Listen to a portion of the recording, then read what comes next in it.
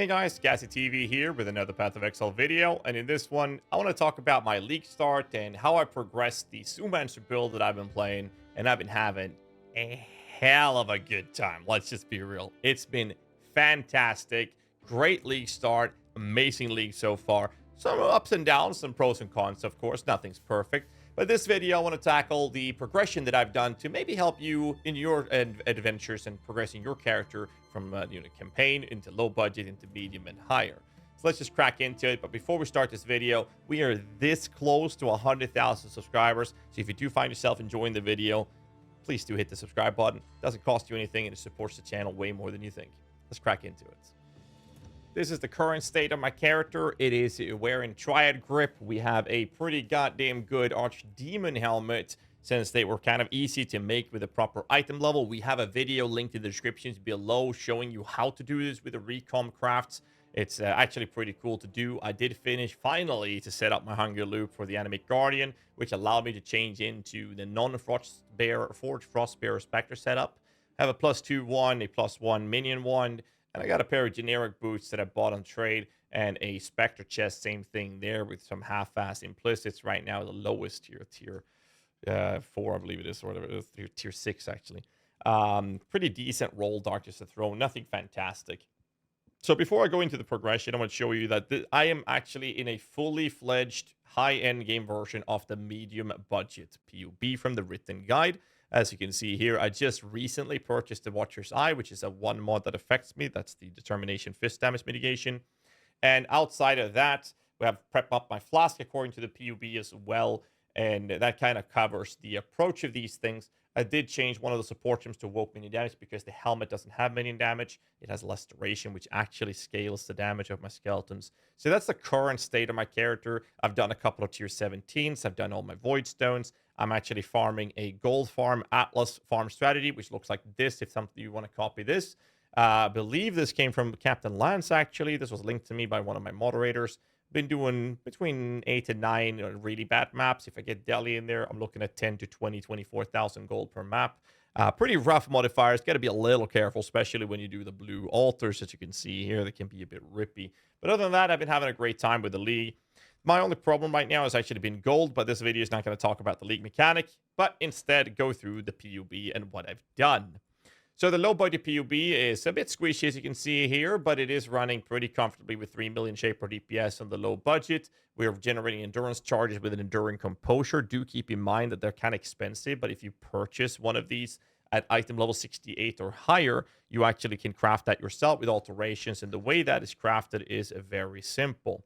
You just search for a small cluster, a little tip for you, like this. Click the magnifying glass, and now you take that away, search for armor, and then you search for item level to be 68 plus. You'll see that these goes for literally 1 chaos, or 1 up for 1 alch even. You'd rather have a 2 passive, then you can change this to maximum of 2 passive, and now, wow, it's going to cost you 2 to 3 up to 5C. It's okay to have a 3 passive here. Just make sure you alteration craft that Enduring Composure to generate those endurance charges. They're very good, which is also why we've allocated stamina for another endurance charge to help the defensive layers. Now, I'm going to be saying this. We are going to run Forged Frostbearers when you're leveling.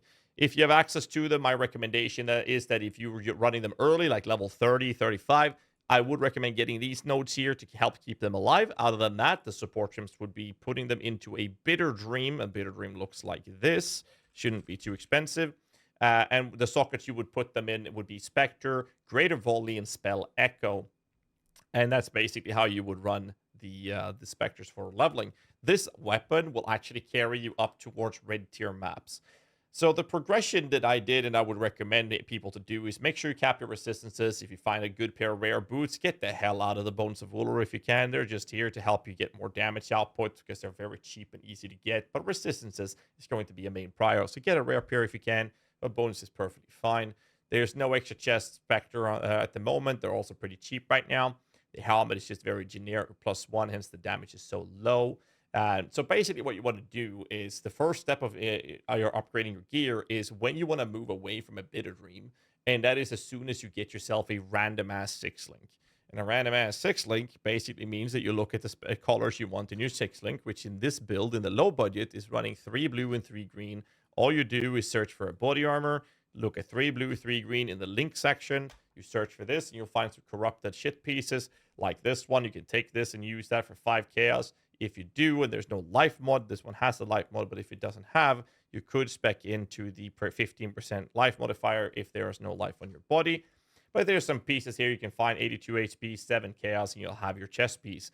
That would allow you to move away from the Bitter Dream and go for a +1/1 with a trigger, preferably with minion damage if you can find one and not too expensive. So that will be your first initial step. After this, you're going to look to get something like a minion helmet. There are 2 different variations that you can do with this. And one of them is to go for the initial, super initial based strat, which is something like this. It has +1 level of minion skills with either hypothermia or minion damage support. It is not very expensive. You can get this going very easily to alleviate a lot of socket pressure. If you want to go for something bigger, you're talking about, I actually don't have any cheaper versions, but basically you would be looking at a helmet that has plus level minions, hypothermia, and minion damage. But that would be the next course of action for stepping into the medium budget. So that would be my first step when you do go into medium budget, is to get a better helmet, get your hungry loop set up, which is something you do by having gems like this, which is level 19, but ready to level up. You socket them in the hungry loop and then level them up when they're inside. And that will allow you to actually have the hungry loop consume them. So that's how that process is done. So again, what I did was I ran into the position of getting my helmet, which actually this was my old helmet. So I ran this with a +1 minion level weapon with trigger, and I didn't even have minion damage on my weapon actually. And I got myself a Jinx Juju very early on, and I got the shield very early. Don't think I have my shield. Actually, there it is. That's my old shield. It's a good life roll, minion skill, no minion damage because those were expensive. Some resistances to help out, and that's about it. And then later, you want to go for that helmet. And when you do, you can switch things around with your supports and actually look at the medium budget, which means you're now going to run for a 4 blue to red chest piece. And this is actually, this here was my old chest piece, which was a 5 link that I ran during the early stages before moving into the medium budget properly.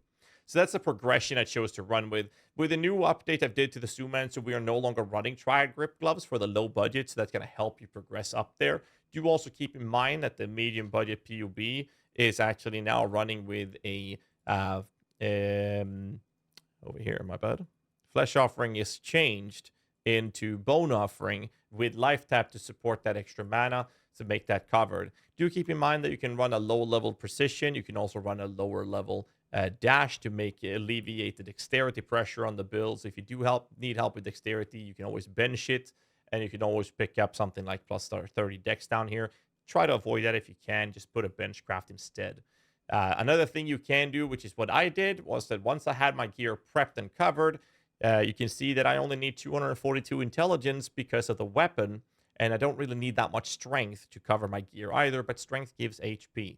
So what I did with the intelligence was that I couldn't get my chaos rest to be capped until I decided to, this is obviously a late thing that you might want to consider, was to actually purchase Tattoo of the Hinukor Storyteller, which provided us with the availability to getting a little bit of extra chaos resistance. Just be careful with your intelligence so you don't screw this over. And that's basically the progression that I've done so far. Right now, I've started the process of crafting a lot, including the initial start of the mirror crafted helmet, which I'm almost done with the suffixes on. So I am working hard on this. We'll get there. We'll get there. Just hold on, boys. It's gonna be a fun ride. So my next process or progress that I'm going to be doing now is actually looking into going CI with something like this. Obviously, that life regeneration is horrific, and I will need to change that for like attributes or resistances for the build. But I'll start with something like this when I move into CI, and that's going to be the high budget, which is going to cost a significant amount of currency. So it's going to take me a while before I get there. But that's my next step of progression for the character, and I've been having a blast. But I hope this video helped you at least get somewhat of an idea of what to do with the progression of your character and moving forward, and helping you out through the campaign into low budget and into medium budgets. But as always, hope you guys enjoyed this video. And if you did, make sure you hit that like button and subscribe for more content. I'll see you guys in the next one. Till then, stay safe. Keep rocking.